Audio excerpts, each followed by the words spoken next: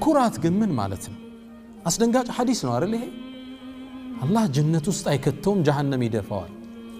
አንዴ ምን መሰላችሁ አብዱላህ ኢብኑ መስዑድ ባስተላለፈው ሐዲስ ላይ ነብዩ ሰለላሁ ዐለይሂ ወሰለም ምን አሉ? ላ يدخل الجنة من كان في قلبه مثقال ذرة من كبر ውስጡ ብናኝ ያህል ኩራት ውስጡ ያለበት ሰው ጀነት አይገባም አሉ። አንድ ሰሃባ ነበረ ኢኮኖሚካሊ ጥሩ የሆነ ሰው ሁሌ የሚለብሰው ብራንድ ልብሶችን ብራንድ ጫማ በጣም ራሱ የሚጠብቅ ነው። ደነገጠ። መለባበሴ ኩራተኛ ያስብለኝ ይሆን? አዲስ ልብስ ሁሌ አዲስ ጫማ አዲስ መኪና መንዳት ባሁኑ ቋንቋ ይሄ ይሆናል ብሎ የአላህ መልእክተኛ አላቸው።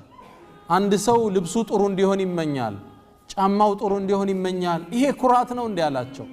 قال لا እንዲህም አይደለም አለ። ان الله جميل يحب الجمال الله ውብ ነው፣ ውቦችን ነው የሚወዳል። ሁሌ የሚጸዳዱት ራሳቸው የሚጠብቁት ነገር ግን አሉ ኩራት ማለት በጠሩል ሐቅ እውነት ሲመጣለት እውነት መመለስ ደሊል ተሰጠዋለ ሊቀበል ፍቃደኛ አይደለም፣ ስሜቱን ነው የሚከተለው። አንዘርተሁም አም ለም ትንዚርሁም ላ ዩእሚኑን አይቀበልም በምንም ቋንቋ። በጠሩል ሐቅ ረዱ ሐቅን መመለስ ነው በምንም ደሊልናለት ሊቀበል ፍቃደኛ አይደለም። ወገምጡ ናስ ሰዎችን ማሳነስ እንዲህ አድርገ ማየት አላ ደግሞ እሱ ይሄን ሰዎችን ዝቅ አድርገ ማየት እኔ በልጠዋለሁ የሚል ስሜት ውስጥ መቀመጥ እውነትን ለመቀበል አሻፈረኝ ማለት ባክህ አንድ ደሊል ስጠው ሊቀበል ፍቃደኛ አይደለም። ከሰለፍ ደሊል አምጣለት አይቀበልም።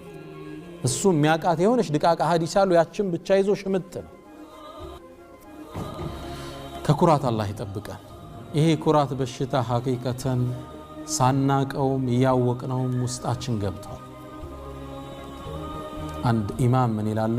ኢማም السيوطي ይመስሉኛል ሐሰን አልበስሪ ፊርዓውን አነ ረቡኩም ለአላ ብሎ ነበር አሉ። ሸይጣን ደግሞ አነ ኸይሩ منه ብሎ ነበር አሉ። ይሄን ስሜት ፊርዓውን ተናገረው እንጂ ሁላችንም ልቦና ውስጥ አለ። ይሄ አነ ረቡኩም ወላ እኔ ነኝ የበላያችሁ ሁሉ ጋር ለፈልገው ይላል። የድርጅት ማናጀር ከስሩ ያሉት እንዴት ነው የሚያያቸው? አሳንሶ ነው ለምን አረፈድክ አደውልም እንዴ የሆነ ባሪያ ነው የሚያደርገው። ልክ ምክትሉ ደግሞ ከስሩ ያሉትን የዲፓርትመንት ኃላፊ ሆነ ከስሩ ደግሞ አለ እሱም ከዛ የተቀበለው ሙቀት አለ። እነሱንም አንተ ለምን ታረፍዳለህ ለምን ያልጨረስክ? ይሄ አነ ረቡኩም ወላአላለች ከውስጥ እኔ ነኝ የበላይ። የቤት እመቤት ሚስት ሰራተኞች ላይ አታጸጁም እንዴ? ምንድን የሆነ ከላይ ግልጽ ነው ከላይ የመንጠልጠል ስሜት አለች። ፊርዓውንን አውጥቶ አደባባይ የለቀቃት አለ ሁላችን ውስጥ በዲን ስምና አና ኸይሩ ምን እኔ በልጠዋል ባክህ ወዳል ወሙድል ባክህ እነሱ የጠመሙ ናቸው፣ ባክህ እንትና ሙሽሪክ ናቸው፣ እነን ገሌ ካፊር ናቸው። ከላይ ነው እሱ ታፔላ ሰጭን የጀነትን የጀሃነም እቺ ስሜት እየገባች ነው ውስጣችን ውስጥ ጠፋን ማለት ነው። ያለ ትንሽ አላህ ካየብን ጺምህር ዘም ተሐጁድ ስትሰግድ ምትቆም ሁን ቁርአንን ሕፈዝ ዳዒ ሁን አላህ ላንተ ቫልዩ አይሰጥም። ያለ ትንሽ አይይባህ አላህ እኔ በለጥኩ ከንትና ካልክ ጠፍተሃል። ያለ ለስኬት አልታጨ ህይወት ላይ የሚገጥም ስንክሳር የነዚህ ውጤት ናቸው። ይሁን አላህ ካንተ ያያት ኩራት አለች የሆነች ውስጥን ጥር የምትናገር አላህ ይጠብቀን ሁላችን። አሁን የምናያቸው በየቦታው ሐሳብ ያለ መቀበል የነዚህ መገለጫ ናቸው። አላሁ ሱብሓነሁ ወተዓላ ኩራተኞችን ምድር ላይ መቀጣጫ አድርጎ ነው የሚያልፋቸው። ፊርዓውንን እንውሰድ ከነገስታት እንጀምር። ፊርዓውን ምን አለ? ማ ዓሊምቱ ለኩም ሚን ኢላሂን ገይሪ አለ ከኔ ውጭ ለናንተ አምላክ አላቅላችሁም አለ። አላህ ታገሰው አለፈ። ፈሐሸረ ፈናዳ ተጣራ ህዝብ ሰብስቦ አና ረቡኩም ለዓላ አለ ታላቁ ኃያሉ ጌታችሁ እኔ ነኝ አለ።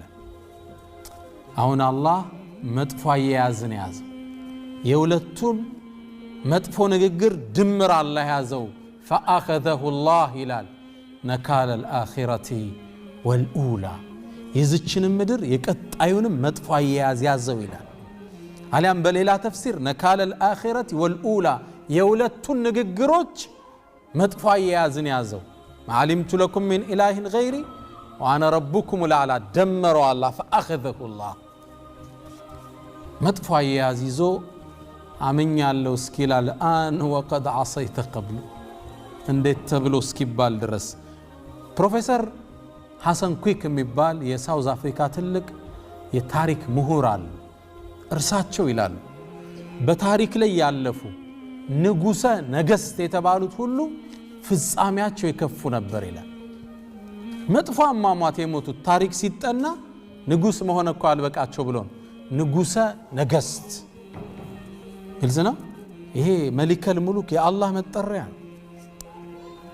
ንጉሰ ነገስት የተባሉትን ታሪክ አጥንቻለሁ ሁሉም ባስቀያሚ ሁኔታ ነው የሞቱት ይላል የዘመናችንን ሙአመር አልቀዛፊን ወሰዱ በሱ እንትን አልነበረም የኩራት ጥግ ነው ንግግሩ ሁሉ የኔ ችግር እኮ ይላል አንድ ስፒቹ ላይ ንግግሩ ላይ የኔ ችግር እኮ የአረቦች መሪ መሆኔ ነው ይላል ግልጽ ነው እኔ ለአውሮፓውያን ነው መመጥን ይያለ አማማቱ የሁላችን የምናቀው ፍጻሜ ላይ ነው ያረፈው